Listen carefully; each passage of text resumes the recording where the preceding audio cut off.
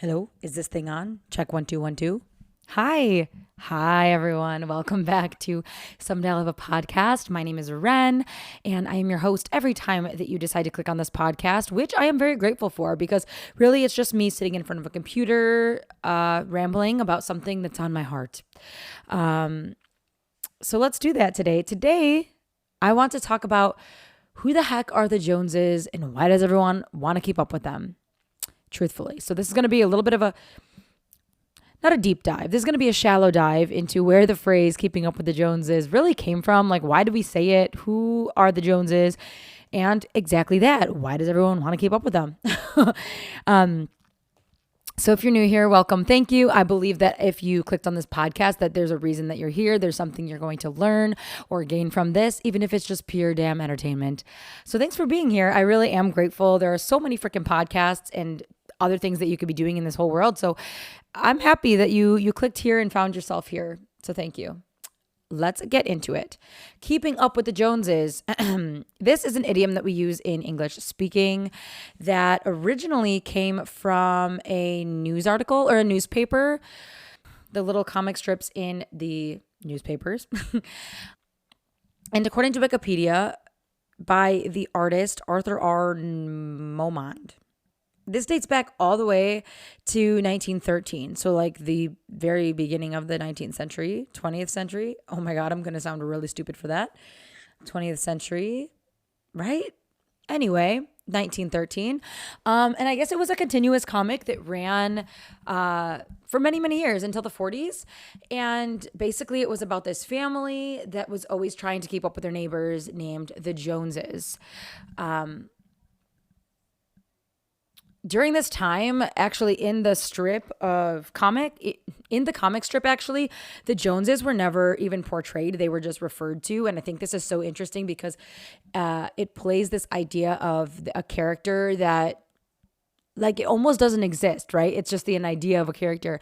And I really like when shows and movies and I guess comic strips do that because it's like this whole this character is so developed, but like you never see them and you never hear from them and you never actually know them. But I don't know. I just find that really intriguing.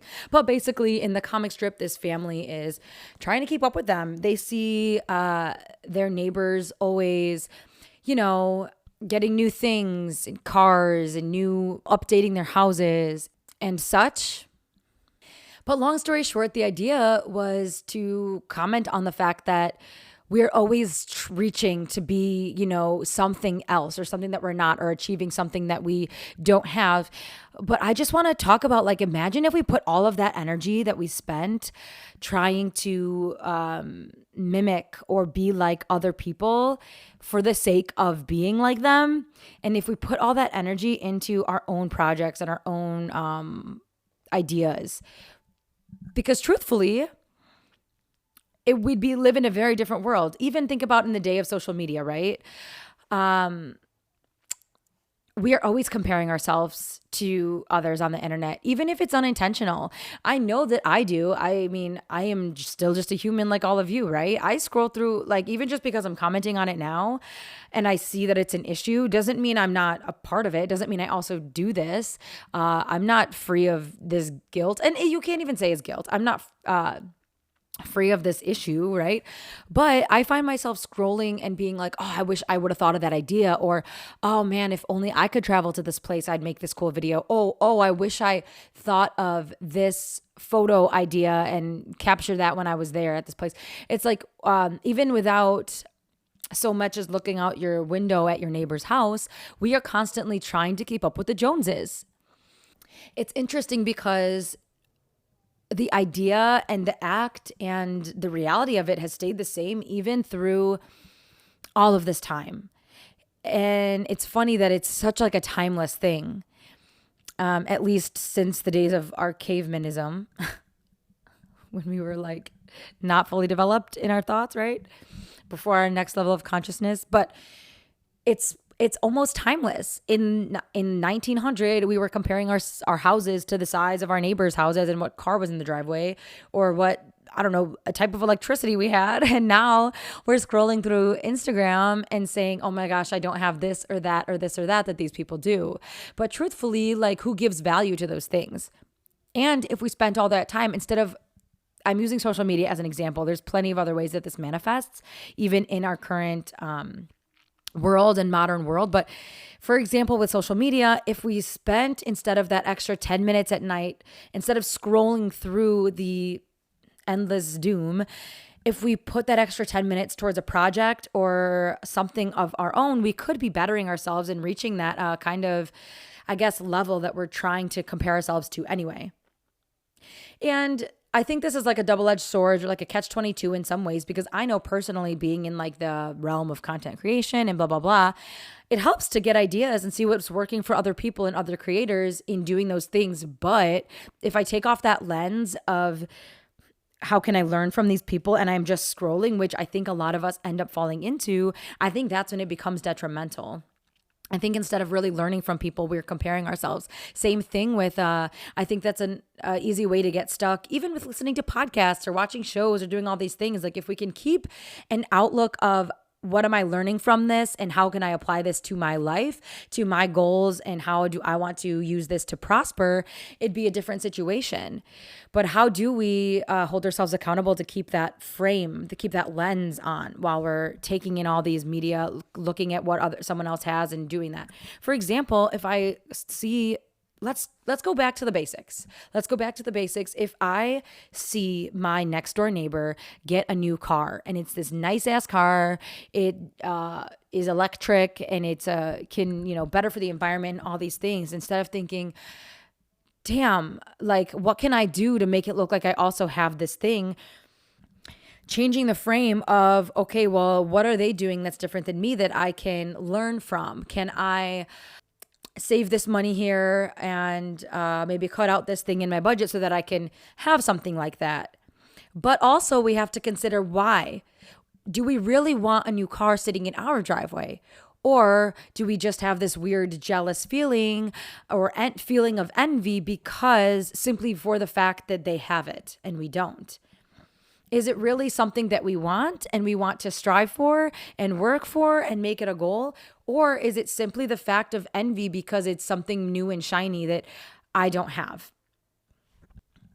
One of the examples of the comic strips that I found is the dialogue between, the main family in this, that we actually see in this comic strip, the McGinnises, and the wife says, look at Mrs. Jones. She goes to matinees, she entertains, she wears wonderful clothes, and she gets something out of life. Aloysius P. McGinnis, you've simply got to make more money. And then the husband replies, I'll ask the boss for a raise today, Clarice. And then he goes begging to his boss for a raise simply because the wife, I guess, has seen someone else doing this thing, comparing herself to, we need more money because I want to be able to go to matinees and entertain. And is that really because that's something that she wants to do? Or do you think it's because she wants to weigh up to the neighbor? Is it because these are things she really wants to do and thinks she'll really find a peace and purpose in? Or is she doing this because she saw her neighbor do it and she wants to weigh up to her? She wants to be able to be compared to her and throw as great of parties as her so that she gets recognition. What is it really about? And I think that's something that we have to ask ourselves when we're always trying to keep up with our Joneses, metaphorically and not. Why do we want to keep up with our Joneses? And who are they, really? Like, think about it. Are they the Kardashians? Like, I think the elephant in the room here that I haven't addressed yet is this idea of, is this modern version of this is Keeping Up with the Kardashians. Sure, it's a show that's just, in Keeping Up with the Kardashians, we're, watching what they're doing. But then think of how people have molded their lives to be like the Kardashians. All the work that they've gotten done on their bodies to look like the Kardashians. All the makeup products and bags and things that people have been mass purchasing and over consuming because they want to be like the Kardashians, to keep up with the Kardashians. Just as an example, even like there's been this phenomenon on like TikTok and YouTube of like doing these like the content stuff to be like the Kardashians. We're trying to measure up to the Kardashians, keep up with this this kind of like modern social expectation of life in this way that doesn't really, at the end of the day, what does it do for us? Does it give us purpose, or are we doing it specifically to measure up and be compared to and be loved like these people that we're comparing ourselves to? It's definitely worth a question. And I think that you should consider what you're doing. And at the end of the day, I think it comes back to the content we're consuming. Are you consuming content that you are comparing yourself to and then trying to take action to like be like these people, keep up with these people, these things, these purchases we're making, these cars that we have, etc.? Or do you have a lens of how can I learn and what do I really want? How am I finding my purpose by consuming this media and these things like that, by comparison? I think it's interesting to think about, because oftentimes I remember growing up being like, all of the houses on our street were like under construction for a while, and we were the only house on the street that was like a ranch style. Like, we didn't have an upstairs, we didn't even have a basement. We were one level house, and then all the houses down the neighborhood were getting, adding additions and all these things. And I remember the conversation being had of, we're the only one left. We're the only house left on the street that hasn't been modernized or been built up and all these things. But that is like the very literal version of trying to keep up with the Joneses, like comparing ourselves and our situation and our home, literally our home, to the neighbor's house, which is the basis of where this phrase comes from, even though it has always had this deeper, sort of bigger meaning, bigger effect in the end. So definitely challenge yourself. Who are the Joneses to you, and why are you trying so damn hard to keep up with them? Is it the Kardashians? Is it someone online? Is it your neighbor? Is it your brother? Is it your friend? And if you don't have this phenomenon, I guess, if you don't have this, feel like you have this people or these things that you're comparing yourself to, tell us, share with the world. How did you break out of that? How have you successfully moved past that? Because I think it's very easy to get caught up in that sort of thing in comparison, because it is human nature, right? To some extent, it is human nature. So yeah, I think it's worth the conversation. I want you to always make this I always wanted to make this a conversation. So if you have comments, please comment here on Spotify, or if you're listening on another platform, thank you for listening. But you can message me on Instagram. My DMs are always open, and my DMs, it's always linked in the show notes here. And I want this to be a conversation. I want to hear your opinion, your perspective. Give it all to me. Give it all to me. Who are the Joneses, and why the hell are we trying so hard to keep up with them? Is it worth it? What can we learn? Etc. And now is the moment that I get to share with you something that I've been listening to on repeat. I do this every time in the episode. It's my favorite part, arguably, because I get to share music with you, and music is what binds us all together, I think, at the end of the day. So in my on repeat playlist that Spotify makes for me of a song that I've been listening to on repeat, nonstop, I sort of feel like it's going to be a Christmas song, because I have been listening to a lot of holiday music at this time, but this will probably come out in January, so I really hope that's not the case. Let me see what they've got for me. Okay, this is a cool one. This one is called Real For Me by Whipped Cream. I recently just saw Whipped Cream, female DJ in Los Angeles. Honestly, she does kind of a little bit of everything, kind of techno, kind of a little bit of dubstep, like future bass. I don't even know how to explain her sounds, but I just did the best that I could. Her show was amazing. It was like this cool, like underground. It was at this cool, like nonchalant club in Los Angeles. I don't know. I just really liked it. I like her vibe. It's a good song. It's called Real For Me. And as always, I will have it linked in the notes of this episode so that you can easily access it. And yeah, like I said, I want to make this a conversation. Give me your 2 cents. Let me know what you think. Let me know what you thought. And also tell me what you'd like to hear on the podcast in the future. I'm always open to suggestions and all of those other things. So thank you so much for being here. I hope you gained something out of this. If it's a new perspective, if it's just a little bit of entertainment, or a new song suggestion that you will jam out to this week.